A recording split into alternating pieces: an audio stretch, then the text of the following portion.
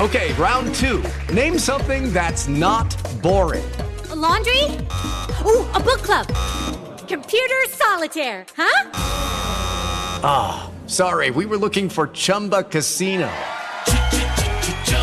That's right, ChumbaCasino.com has over 100 casino-style games. Join today and play for free for your chance to redeem some serious prizes.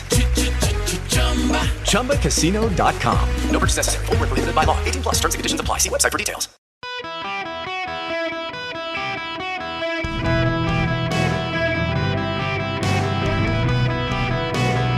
Welcome to the Eric Erickson Show Podcast, Hour 3. Hello there.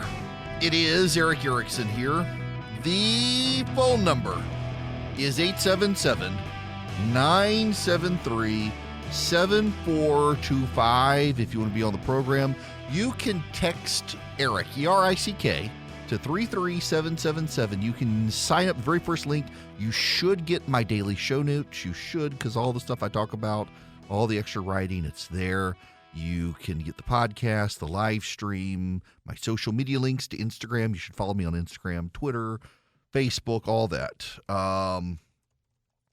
And because today is December 25th, or today is December 1st, I have to talk to you about December 25th, because I do this on December 1st, so the very first day of December that I'm on radio every year. Why is Christmas on the 25th day of December?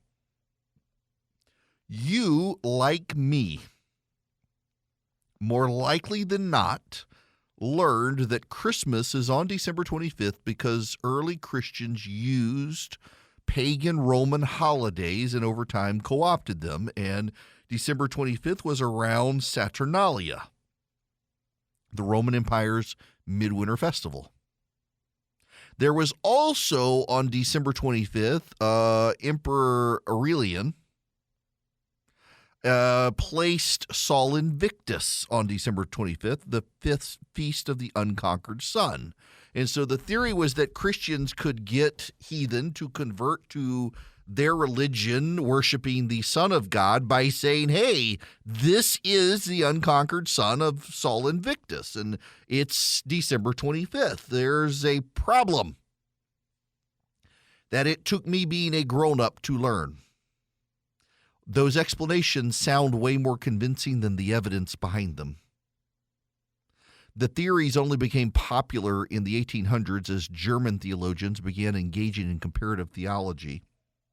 But if you actually go back to the earliest of the Christian church, there is a lot of evidence that Christmas was being supported on December 25th before Aurelian made that the Feast of the Unconquered Sun. In fact, there's a lot of evidence to suggest that Emperor Aurelian, who began one of the major post-Neroan persecutions of the church, that Aurelian put Sol Invictus on December 25th to combat Christianity's belief that Jesus was born that day. He was essentially saying, those Christians, they're trying to co-opt a Roman god's holiday. In Egypt, less than 300 years after Jesus' death, Christians were celebrating his birth in the spring. The earliest references to Christmas come around 200 AD, at a time Christians were not incorporating other religious traditions into their own. In fact, Christianity at the time was trying very hard to keep its citizens outside of pagan festivals and activities. In fact, the reason that Jesus' birthday wasn't celebrated by the early church is that it was pagan to celebrate birthdays. It was something that the non-Christian religions did. They celebrated birthdays, so early Christians generally did not celebrate Jesus' birthday. They celebrated his death and resurrection. But within about 100 years of 200 AD, where there's evidence that Christians had started celebrating Jesus' birthday on December 25th, it was on the record and on the calendar. And Christians looked to December not because the pagans were celebrating Saturnalia or Sol Invictus, but because the early church had been very interested in when Jesus died. His death and his resurrection were what mattered. Andrew McGowan is of the Biblical Archaeological Society, and he says around 200 A.D., Tertullian of Carthage reported the calculation for the 15th of Nisan in the year Jesus died was the equivalent to March 25th in the Roman calendar. Now, this is very simple for you to understand. There was at the time among the early Christians an idea that had carried over from the Jews, that a prophet died on the same day he had been conceived. A prophet died when he had been conceived. It was a tradition that carried out from Jewish mysticism that when Isaiah died, it was believed to be the day he had been conceived. Now, obviously different year, but on the same day.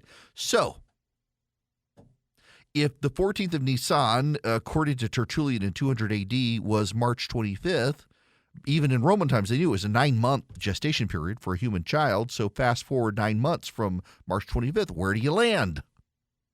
December 25th. Early church fathers and early church history believe prophets and martyrs of the church were conceived on the same day they died. So if Jesus was executed on March 25th, as they believed, as Tertullian believed, it was the anniversary of his conception, and you go 9 months, and there you have his birth. Separately, though, remember at this time, the Christian church was divided between the eastern half and the western half of the Roman Empire. And so you had Tertullian in the West coming up with this idea of March 25th. Separately and more directly from the Bible, though, Luke 1 tells us that Zechariah, John the Baptist's father, was in the priestly division of Abijah. And based on a calculation of that and the division of the priests in the temple in 70 A.D., when the temple fell to the Romans, a number of early Christian historians presume Zacharias would have been in the temple in very late September, early October. Now, most later historians say that's probably not true, but at the time, the early church, that's when they thought. The Gospel of Luke tells us that when Zechariah left the temple, his wife conceived. In the 6th month, the angel Gabriel was sent from God to a city in Galilee named Nazareth to a virgin betrothed to a man who was named Joseph of the house of David, 6 months after that. So the early church concluded that 6 months after Zechariah left the temple would be March, as Mary's time of conception. You fast forward 9 months, and we're back to December. And the early church fathers in the East held Tertullian in the West in very high esteem. So you're like, gosh, we've already calculated that Mary would have conceived in late March. Tertullian believes Jesus would have been crucified March 25th. We believe the date of conception and the date of death of the prophet is the same. So, gosh, it's got to be December 25th. Must have been when he was born. Now, you can say they're all wrong, and this is the important thing here. You can say they're all wrong. You can say that's not true. You can say it's a lot of hooey. You can say it's a lot of mysticism. The point is they believed it. So there's actually a lot of evidence that the early Christian church celebrated Christmas on December 25th because they were really interested in the date of Jesus' crucifixion. Because they believed the crucifixion and the resurrection of Jesus is the most important part of Christianity. And it is, by the way. The resurrection of Christ, without it, Christianity does not exist. Without Jesus' resurrection, there's no reason to be a Christian. Paul writes about this. Without a physical bodily resurrection of Jesus Christ, what's the point of being a Christian? There is none. We're fools. So they were very interested in when was he executed? And they came up with March 25th, a Friday. And because of their belief that he was executed on that day, they believed from their Jewish traditions that he had to have been conceived on a March 25th, 33 years prior. And because of that, they could count 9 months and say, well, his birthday must have been December 25th. And there's a lot of evidence out there that Emperor Aurelian, in his persecutions of the church, needed to come up with some way to combat the church and decided to start celebrating Sol Invictus, the Feast of the Unconquered Sun. Here are these Christians saying that their guy Jesus conquered death, so we're going to say actually it was a Roman god and that they're confused, and we're going to stop people from converting to these crazies and keep them within the Roman traditions. There's a lot of evidence for that. Here's the bottom line. One, I do this every year on the very first day of December when I'm on radio, because I think it's important for you to understand that contrary to what so many secular historians say, that, oh, well, the Christians were just co-opting Roman holidays to try to lure in people to Christianity, that's not actually true. The historic evidence is that the early Christians tried to keep themselves very separate from the pagan holidays and from the pagan traditions of Rome in order to stand out in a different way. It is also worth noting there's a lot of tradition around the early church that showed they were celebrating December 25th pretty early on. The more important issue, though, is not when Jesus was, but that he is. We are in the holiday season now. Hanukkah, Christmas. The themes of Christmas, I actually have people at my house right now putting up Christmas lights outside because I couldn't be there. I got a group to do it for me. Still got to put up my Christmas tree. I got to get decorated. But I want you to know this. You're in a time of year where a lot of people get depressed. They get depressed because they can't have the perfect Christmas. Everybody has an image of the perfect tree, the piles of presents under the tree, the family and the food and the traditions. Some people don't have them. Now's your time to start them. But let me tell you this. It's really important you understand this. Do not burden yourself so much with the desire for the perfect Christmas that you drive yourself into some level of depression and despair that you can't pull it off. The season is more about a child in a manger,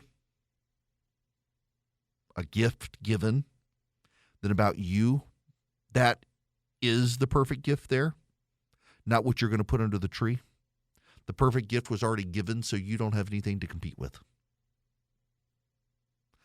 And for those of you who know people who are isolated and alone this holiday season, please consider spending time with them and getting them to your home. And if you and your family are looking for something nice to do for others, I can think of no better place than to go to clarkschristmaskids.com, clarkschristmaskids.com. And you and your children, you and your spouse, you and your significant other, you can make a cash donation, or you can go pick out a child who is in foster care, who may not get a present in foster care but for you. If you give a donation, Clark's Christmas Kids will take care of finding the child and the presents and matching them up. Or you can pick, they have a list. And you can say, I want to buy a present for a child who is 5 or 10 or even 18. I want to buy for a boy, or I want to buy for a girl. And volunteers you will see on the website at clarkschristmaskids.com the child and what they want. And you can buy it.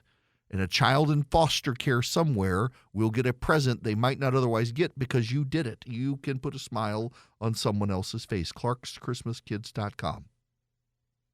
But on Christmas itself, it doesn't matter what day Jesus was born. What matters is that he was born and lives still. I want to tell you guys a little about a group I've been working with, Americans for Prosperity. Maybe you've heard of them.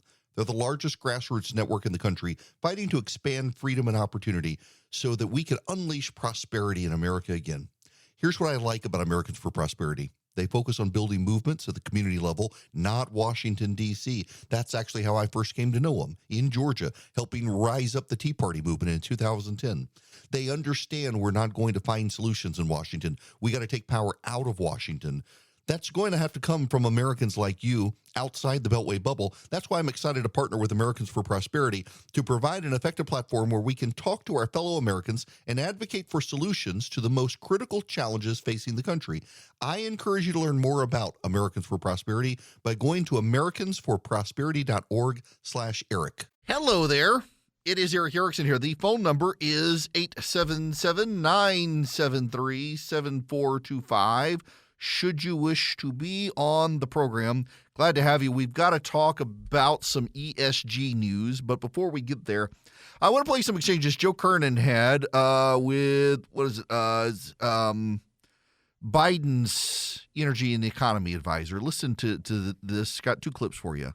Is it faster to get a payoff in Venezuela than it could? Here's Joe, the thing. let me address the Venezuela. Hold on, Joe. Let's talk about Venezuela for a second. He doesn't invite Elon Musk when President Biden when he's talking about EVs.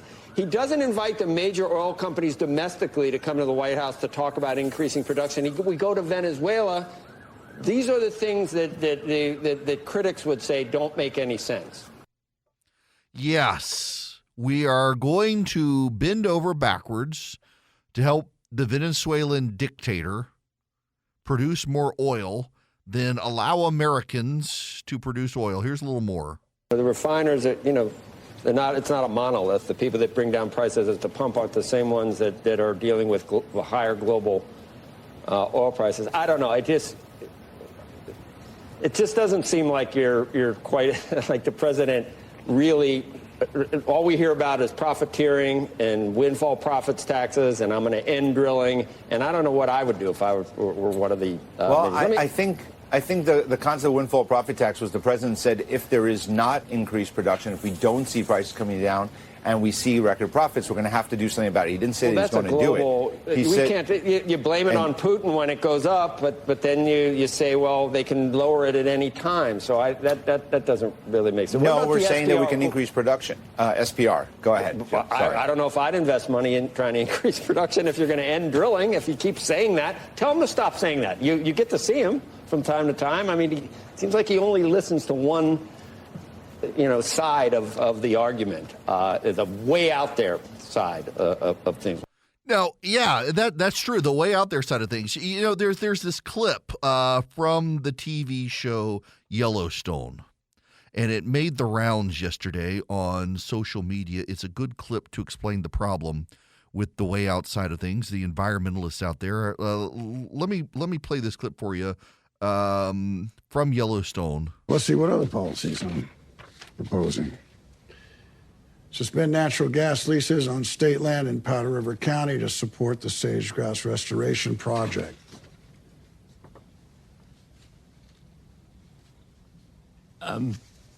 There's been a precipitous drop in sage-grouse numbers, and there's empirical evidence that gas exploration and extraction have a negative impact on the sage-grouse environment.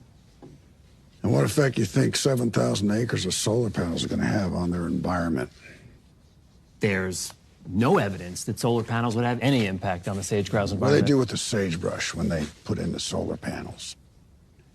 They would clear it before putting in the solar panels. They remove the sagebrush. Yes, sir. Sage-grouse live in the sagebrush. They do. And you don't think removing the sagebrush is going to have an effect on the population? I just said there's no evidence. You know what scares me about you, Stanley? You're serious. Yes. That is the problem. Like this clip says, it's obvious and it is intuitive that if you get rid of the sagebrush, the sage grouse dies, and yet these people say, well, there's no evidence because they haven't gotten rid of the sagebrush, so they don't know. It's like we got to transition everything to batteries, except we can't because you still need oil production for even like tires and stuff. They can't process the argument, and yet they're trying to make the argument, and it's going to fall flat with everyone. There's something really just profoundly wrong with the people out there pursuing these things. It's just very, very weird. The holidays are the most exciting time of the year, and if you want to enjoy them to the fullest, you need to get the best night's sleep ever, which is why you should be sleeping under Boll & Branch sheets. They're made of the finest 100% organic cotton threads on earth. And I got to tell you, I was on my front porch the other night. I'm just going to go off the script they gave me and tell you, I convinced a friend of mine through this ad you're hearing right now to buy them. And he said he and his wife got them, and she couldn't believe he paid for Boll & Branch sheets. They're not that expensive. He took advantage of the deal, but she's like, oh, sheets like this, they must be super expensive. They're not. And then she was like, really? That was after the first wash. Now they've had them for 2 years, and he says they are the softest sheets ever. Every wash, they get softer and softer. I'm telling you, he's a believer. And now his wife's like, can't we buy Boll & Branch for every bed in the house? And he's like, we can. And they're going to, because they're the best sheets. So here now with Christmas, it's time to take advantage of this incredible deal. 25% off site-wide plus free shipping when you use the promo code ERIC, E-R-I-C-K, at bollandbranch.com. That's Boll & Branch, B-O-L-L-A-N-D branch.com. Promo code ERIC. Offer ends December 4th. Like my friend who's a preacher, yes, they get softer every wash. They're the best sheets you will own. bollandbranch.com, promo code ERIC. Offer ends December 4th. Greetings. Welcome. It is Eric Erickson here across the nation. The phone number, 877-973-7425. If you want to be on the program, let's talk about ESG. For those of you new to this, let me just explain to you. ESG stands for Environmental Social Governance. Yes, governance. What ESG is basically a scorecard for companies on how their environmental policies aligned with the left? Are their social policies aligned with the left? Are their governance policies aligned with the left? Do they have a certain percentage of non-white board members and executives, transgender, gay, non-Christian, the like? Are there environmental policies? Are they divesting from oil and the like? For example, FTX, Sam Bankman-Fried's Ponzi scheme company, its cryptocurrency exchange, had a higher ESG score than ExxonMobil. Apple gets a good ESG score because it is all into environmental policies, renewable energy, solar panels, diversity, equity, and inclusion stuff, social justice warrior nonsense. ESG is a way to force businesses to the left.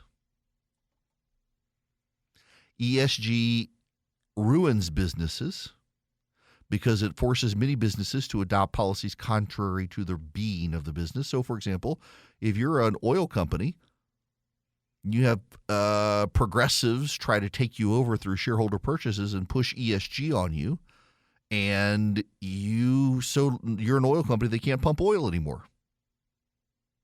One of the ways ESG works is companies like Vanguard and BlackRock that manage people's 401ks and pension funds, they get a say in how companies are run. Years ago, progressives realized they can't get government to impose certain things on companies, but if they could take over the shareholder votes, they could control the companies. So BlackRock manages the pension funds and retirement funds of many people. It manages something like $1 trillion, something like that. It's massive. And BlackRock, Larry Fink is the head of BlackRock, and BlackRock is one of the companies that has pioneered ESG to force companies to the left, to pay for employee abortions, to divest from oil, to ensure diversity, equity, inclusion, advance transgender rights, all that sort of stuff. BlackRock and Vanguard are probably the two most notorious portfolio management companies, hedge funds, private equity groups, and the like that push ESG on the companies. They control the pensions. They buy stock in company for a mass number of people, and they themselves are the ones who get to vote in the shareholder meetings for all these companies. There are proposals to allow individuals themselves the right. So Vanguard holds your 401k, Vanguard holds mine. And Vanguard buys into ExxonMobil as part of my 401k. Because they bought it for me, I should have the right to exercise my shareholder votes, not Vanguard do it for me as a fiduciary. Same with BlackRock. BlackRock is the biggest, though. BlackRock is the one that's done the most damage to the free market.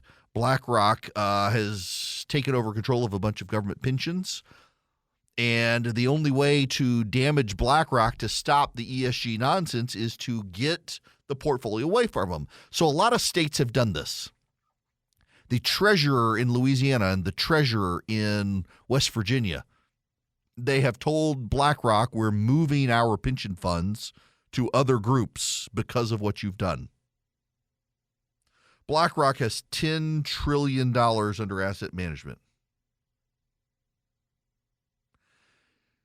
But now it's down $2 billion. With one state. $2 billion in the grand scheme of $10 trillion is not a ton, but it's a start. But it's not just that. They're losing others as well in the process. Florida is the latest. Ron DeSantis has announced that Florida will be pulling its $2 billion worth of assets out of BlackRock, the biggest divestment by a state opposed to the environmental, social, and corporate governance policies. And of course, there are those already dismissing this, saying, well, it's not a whole lot of money in the grand scheme of things. And it's true. But Texas is divesting billions. Louisiana is divesting. At some point, it starts adding up. And it also provides notoriety and exposure to the issue. Having Florida divest is bigger than Louisiana or West Virginia because Florida has a bigger pension fund. It's a good thing that that's the case.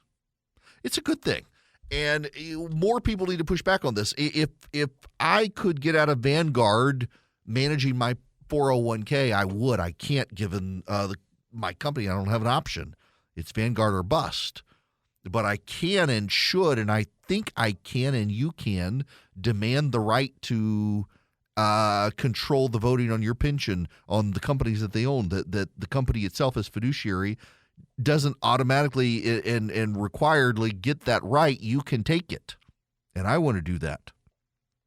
Because I don't want Vanguard pushing ESG policies on companies. ESG policies are a backdoor for the left to control the free market. And they need to understand it's not good. Arthur Brooks used to be the head of the, AEI, American Enterprise Institute? And Arthur Brooks was on TV this morning as well. And Arthur Brooks was out saying companies need to understand that their employees, their woke employees, are tearing them all down. That it's not a good thing for companies' employees to be out there bullying and badgering the management of the company to go woke.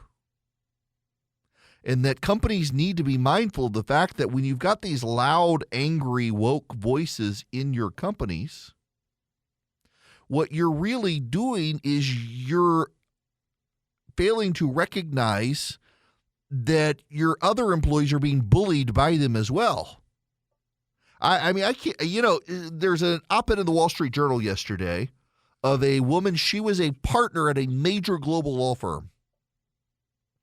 And after the Dobbs decision ended Roe v. Wade, all of the women at the law firm were invited to appear together on a Zoom call to decompress about the decision. And this one female partner said she agreed with the decision that people of like mind should be able to live in states together, and that she actually thought that what Planned Parenthood did in black communities amounted to genocide, encouraging black women to get abortions. She's been fired from her law firm for anti-black speech. The law firm has come after her on behalf of the woke employees who are horrified. It's stuff like that you got to push back on. And so much of that comes through these ESG policies. Companies have got to stand up against the wokes. Here's Arthur Brooks. He was on with Joe Kernan on CNBC. The truth is what you're talking about here is just another example of the fact that activists are trying to bully companies, trying to bully citizens, trying to basically bring all of us into their culture war. And it's time for us to stand up. I've talked about this now for the past 6 months because I've seen it increasingly, and I travel around, I talk to CEOs all the time. And one of the things that we need to tell CEOs they're really not aware of, for example, at this point, and ordinary citizens as well. I mean, look, all the best CEOs in America are watching us right now. 3% of your employees are activists instead of working, and they're blowing up your Slack channel right now, demanding that you get involved in the culture war and make political statements. Don't do it. The rest of your employees are feeling bullied as well. Their coworkers are being bullied by these activists. It's time for us to say, I will not be conscripted into America's culture war. We're going to make good products. We're going to help people. We're going to lift each other up. And by the way, we don't hate each other in this country. I got the data, Joe. 93% of Americans say they hate how divided we become as a country. That other 7% who doesn't hate it, those are the activists saying if you buy a Tesla, it means that somehow you believe in hate speech. It's completely absurd, and it's total bullying. And it's done without. And they're all on Twitter. It's done with total impunity too. Total impunity. All you have to do is don't play the game. Don't give in to the wokes. There are more and more stories of people being bullied and fired by companies because they refuse to participate in pride events or transgender appreciation events. You got this woman lawyer who fired from her law firm. She's a partner at the law firm, and they bought her out, forced her out for defending the pro-life position on a Zoom call. And what you're doing is you're signaling you're on a side in the culture war businesses. You're alienating yourself from half the country. You don't have to do that. Arthur Brooks is right, and he does have the data to back it up. We're talking about 3% of the nation being angry, malcontented souls. 3%. 3. You don't have to go down that road. You don't have to do it. And we should be applauding people like Ron DeSantis and the Florida State Treasurer for standing up against ESG. Because ESG is amounts to the same thing. It's a bullying campaign of the left to pressure corporations to conform to the policies of the left. You got to take a stand on this stuff. You've got to take a stand against this sort of stuff. One of the great American groups that takes a stand against this stuff, that fights against ESG, that fights against the wokes and companies, that raises the awareness and provides the data to show that you can ignore these people without repercussion, is Americans for Prosperity. They have all the data. They believe in free markets and free people. They oppose ESG agendas. They understand it's a backdoor of the left, and they want to educate you about it. And one of the cool things they do is they don't just have a think tank in Washington. They have do tanks around the country where you go in and you do the work as an activist to spread the message of free markets, free people. They teach you how. You become smarter and better as a conservative activist. All you do is go to americansforprosperity.org/Eric. americansforprosperity.org/ERICK. They probably have a chapter near you. And if they don't have a chapter near you, you can help them create one. They've got them all over the country. Florida, Georgia, I know, Alabama, they're starting one. They got one in Ohio, around the country. You can partner with Americans for Prosperity. They give you all of the data to sharpen your conservative arguments. You already see eye to eye. Let them give you the data to make your arguments even better. They teach you how to be a great activist, to be articulate in your positions, to know what's going on in the country, and to find the causes you care about to take action. You want to be able to take action to move the country? You need to partner with a group like AFP. americansforprosperity.org/Eric. Kanye West is having an episode.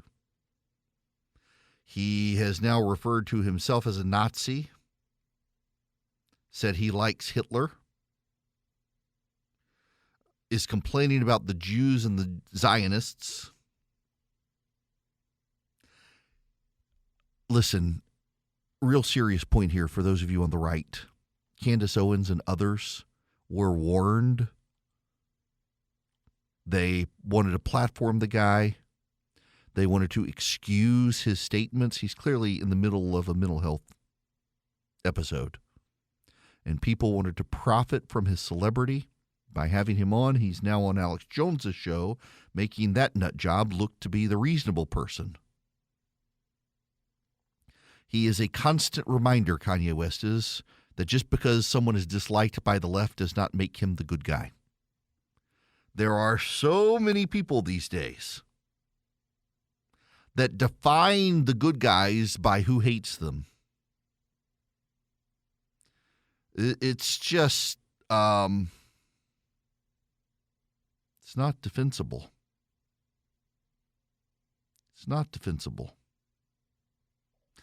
And I just really think that you got to be careful about picking someone and saying, oh, our side wants to. People on the right are so desperate for celebrities that it doesn't matter who they are. If they mouth things you say, you get them and then you own them when they go nuts and they say all sorts of crazy things. You do. Kanye West has serious problems. He needs our prayers, not our accolades. He needs to get off the media tours. Like that Armie Hammer dude. He was the actor. He was in some popular things. And he was actually, they were starting a franchise for the Man from Uncle. And he, well, turns out he's a cannibal. Like he fetishized like killing and eating a romantic partner. Very bizarre stuff. His wife and kids wound up fleeing from him or some such. Just awkward. And you got these celebrities, they melt down and everyone around them goes down with them. No one was glomming onto that guy, but they were Kanye West, and it happens all the time. I have never understood this desire for celebrity. I used to always joke that the left was the cult of personality around Barack Obama, the way they celebrated him. And then along came Donald Trump, and I realized, gosh, people on the right are desperate for celebrity as well. And you should never wrap yourself in the identity of another person and become such a fan of that person. So my kid loves Taylor Swift. My daughter is a massive Taylor Swift fan. But I have to tell you, my daughter, who loves Taylor Swift, is willing to separate the art from the artist because my daughter has grown into being fairly conservative. And she doesn't like Taylor Swift's social positions on a lot of things, but loves her music. And I'm glad. You should be able to separate the art from the artist. And this goes to something Arthur Brooks was talking about, how people on the left are like, I can't buy a Tesla anymore. So Alyssa Milano, the very not bright Hollywood actress, she sold her Tesla and got an electric car from Volkswagen.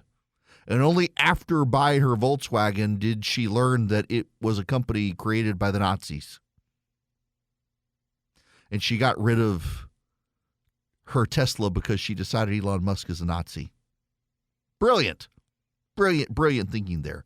These people are not that bright. It's one of the reasons, like this panel I was talking to with Washington yesterday, that some of them want same-day voter registration, and I'm opposed to it. And it's like, you got to take the emotion out of voting. You got to take the emotion out of voting. You allow same-day registration. You're allowing people impassioned to show up at the polls on Election Day furious, and they haven't actually thought things out. They're just going in with raw emotion and power. That's why we should discourage it. We should make it harder to vote, not easier to vote. And once people take the time to register to vote, then make that as easy as possible. But take steps to slow down the process. It's also why Republicans should oppose Kevin McCarthy as Speaker. It would necessitate a slowdown of that process. Lucky Land Casino, asking people, what's the weirdest place you've gotten lucky? Lucky? In line at the deli, I guess? Aha, in my dentist's office. More than once, actually. Do I have to say? Yes, you do. In the car before my kids' PTA meeting. Really? Yes. Excuse me, what's the weirdest place you've gotten lucky? I never win and tell. Well, there you have it. You can get lucky anywhere, playing at LuckyLandSlots.com. Play for free right now. Are you feeling lucky? No purchase necessary. Void where prohibited by law. 18+. Terms and conditions apply. See website for details.